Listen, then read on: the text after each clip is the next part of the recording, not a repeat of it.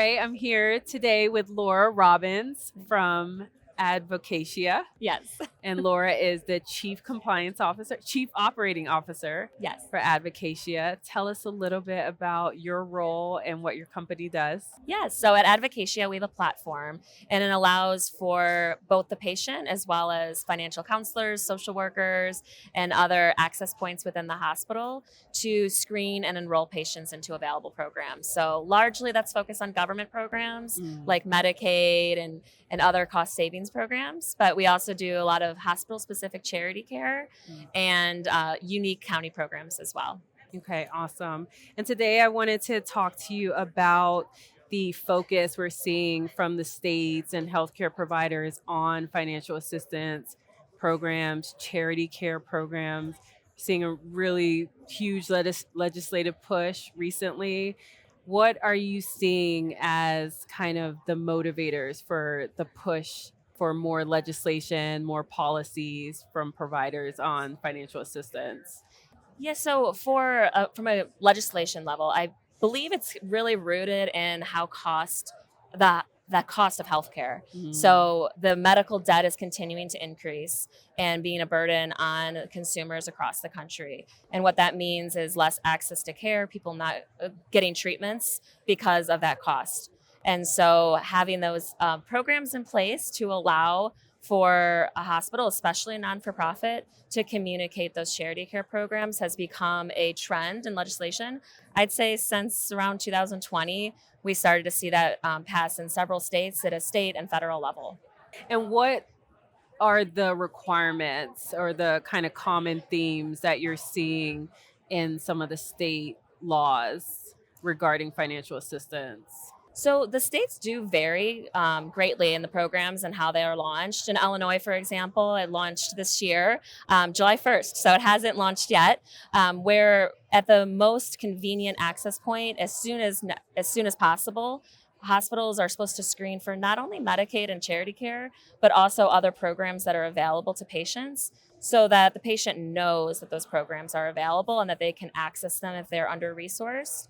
And so we've been seeing hospitals in Illinois trying to stand up technology to easily scale that, especially with workforce shortages. You know, it's another item that they want to be compliant and communicate to their team members how to communicate all of these programs, which are dynamic programs for screening. And we also want to make sure that patients are aware at the earliest convenient point possible. Yes, you mentioned the Illinois law. I know Oregon also just had a law that went into effect recently. We have a couple of clients working on implementation for that. That is going to require presumptive screening. And so automatic screening for patients that fall within certain categories, whether it's FPL, they're billed over a certain amount, underinsured or uninsured. What is your experience with the presumptive eligibility piece? So we have seen an increase in presumptive eligibility just across the country. We're live in 36 states now with clients, and we see those programs. They are different, but for presumptive, especially larger clients that we have with several facilities across states, they don't have the manpower to be screening and communicating the charity care program. So we do see that scaled out, but we also see some benefit to making sure that you do screen every individual that you can, because they could be eligible for Medicaid.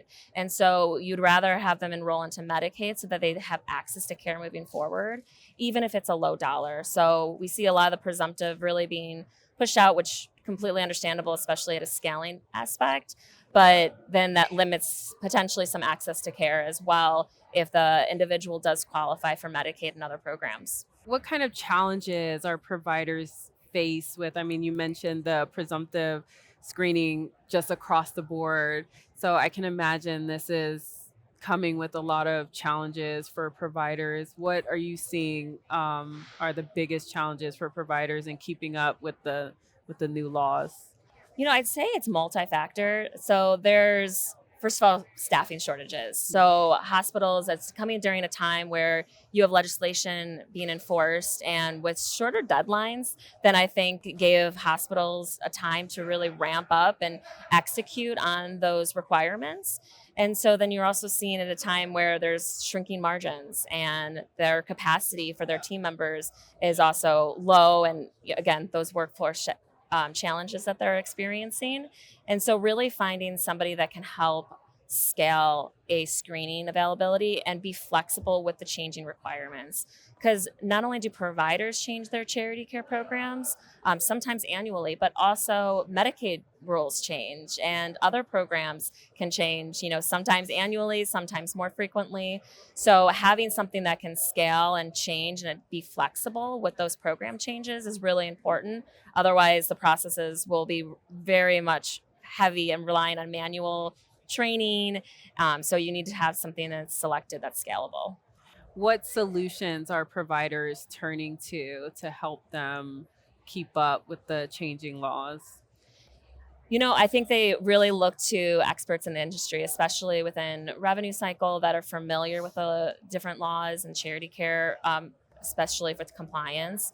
And so, we see a lot of our clients reaching out to us to see how can we help with those changing rules, or if they have a trusted revenue cycle management partner, working with them to see, how can we make sure that we have enough staff and that we can make sure that we're compliant and also have reporting. So a lot of those laws do have reporting requirements. For example, in Illinois, they have to report the 5 top reasons why a patient is not enrolling into the financial assistance program. And so they have to make sure that data does not take too long to pull and too many resources away from their team as well. Oh, wow. Interesting. What other challenges do you see the providers facing, maybe on the patient engagement side? Like, how do the providers make this a quality experience for patients? Yeah, that's a great question because you see, hospitals and providers, they want to make sure that if a patient is under resourced, that they know that they qualify for these programs. So historically, we've seen providers across the country included in statements. So through the mail, they're sending it. If a patient requests it, they'll send a mail, even with a return stamp, an envelope, ready to go, making it as convenient as possible, as well as on their website. We do see most hospitals have it listed on their website Mhm. and around their facilities, but not all patients want to engage that way. Okay. And so having a multi-channel approach is really important. We saw industry standards across the board was single digits of response rates, Oh, even wow. when a patient was asking for a charity care application.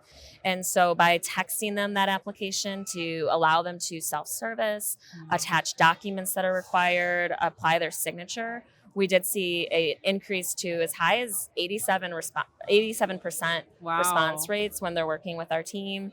Across Advocatia's clients, we see 40% response rates to capturing signatures and documents, because that's really a challenge, is having the patient send in those documents. If you think about Right. it, you're asking for bank statements, you're asking for W-2s, you're asking for really personal information.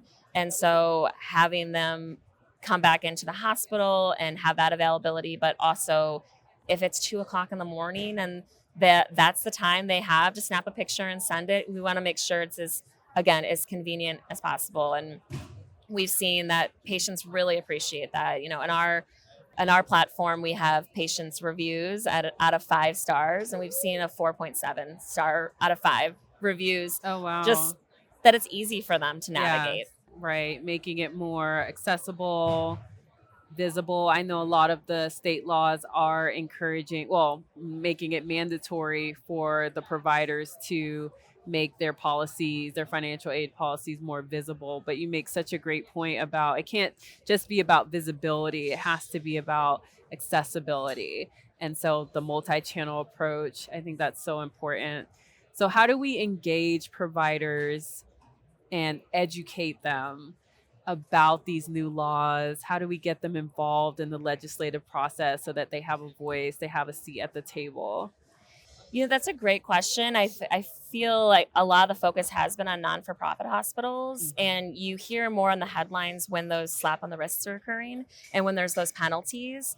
And I think a more collaborative approach is, again, bringing providers to the table, understanding what challenges they have and why some of these things haven't been executed to date, would be very important. And I know there's, different organizations that will bring them to the table, but sometimes it's after it's already been passed. And Right. that's not the point where we should be bringing providers and who's going to ultimately be executing this communication to the patients. Yeah.